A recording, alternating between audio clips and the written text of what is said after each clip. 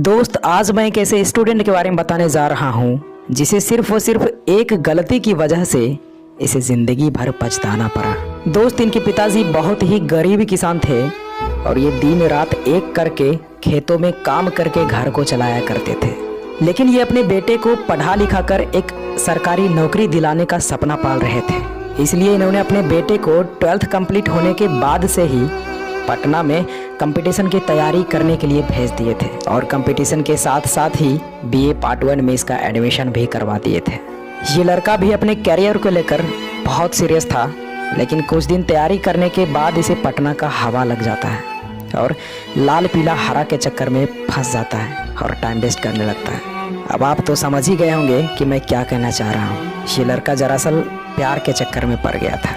और दोस्त, मैं क्या बताऊं, इसके बाद इसका पढ़ाई के प्रति सीरियसनेस लेजीनेस में बदल जाता है। इसे लगने लगा कि यार अभी तो मेरे पास बहुत समय है, अभी तो ग्रेजुएशन कंप्लीट होने में 3 साल बाकी है और मैं तैयारी तो 6 महीने में ही कर दूंगा, क्योंकि कोर्स 6 महीने का ही होता है। लेकिन शायद इसे ये नहीं पता था कि उस 6 महीने में पढ़ाया गया चीज़ों को कंप्लीट करने में बहुत समय लगता है और इसी गलत फहमी में जीने लगा और पढ़ाई कम, प्यार का चक्कर ज़्यादा करने लगा।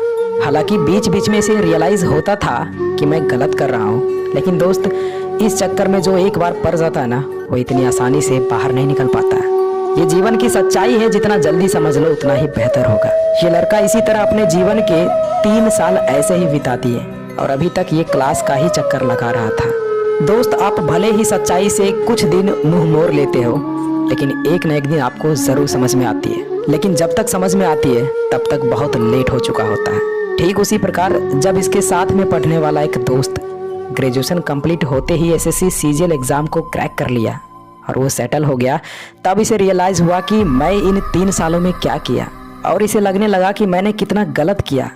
पिताजी का मेहनत पानी में फेर दिया, कैसे कैसे दिन रात मेहनत मजदूरी करके पैसा भेजते होंगे और मैंने ये सब चुटकियों में बर्बाद कर दिया। ये लड़का को अब सारा कुछ दिखने लगा था, लेकिन तब तक बहुत लेट हो चुका था। और दोस्त, इसी समय घर से कॉल आता है कि बेटा, माँ की आंखों का ऑपरेशन कराना है, लेकिन पैसे नहीं है क्योंकि सारा पैसा तो तेरा पढ़ाई में लगा दिया। बेटा, तुम्हारा सिलेक्शन कब हो रहा है? तो दोस्त, ये लड़का कुछ नहीं बोल पाया क्योंकि ये लड़का इन 3 सालों में पढ़ाई के अलावा सब कुछ किया था, सिर्फ पढ़ाई ही नहीं किया था। ये लड़का फ़ोन पर सिर्फ रोता रह गया और फिर बोला कि पिताजी, अभी कोई एग्ज़ाम नहीं निकला है। दरअसल मैं गलत रास्ते पे चला गया था, मैं भूल गया था कि मैं यहाँ क्या करने के लिए आया हूँ, मुझे माफ़ कर दीजिए पिताजी।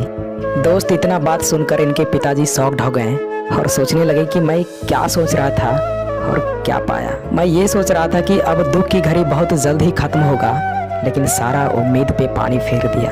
अरे मैंने तुम्हारे लिए क्या नहीं किया, अपना ज़मीन का 90% हिस्सा इन 3 सालों में बेच दिया, ये सोचकर कि मेरा बेटा शहर में अच्छे से पढ़ाई कर रहा होगा। लेकिन तुमने जो कर दिखाया ना, अब लग रहा है कि सारा सेक्रीफाइसेस व्यर्थ चला गया। अरे बेटा, सोचो उस माँ पे क्या बीतेगी जो माँ अपनी आंखों का ऑपरेशन नहीं करा रही थी, बोलती थी कि बेटा सेट हो जाएगा ना तो मैं ऑपरेशन करा लूँगी, और तुम बहुत अच्छा किया बेटा, बहुत अच्छा।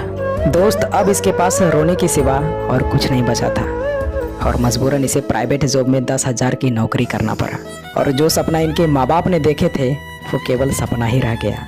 तो दोस्त, अगर आप भी ऐसी गलती कर रहे हो, आप भी पढ़ाई को प्रायोरिटी नहीं दे रहे हो, तो शायद आपका भी एक दिन यही हाल होगा। कड़वी है लेकिन बहुत सच है। इसलिए दोस्त, समय रहते खुद में सुधार कर लीजिए, क्योंकि समय के पास इतना वक्त नहीं है कि वो आपको दोबारा समय दे सके।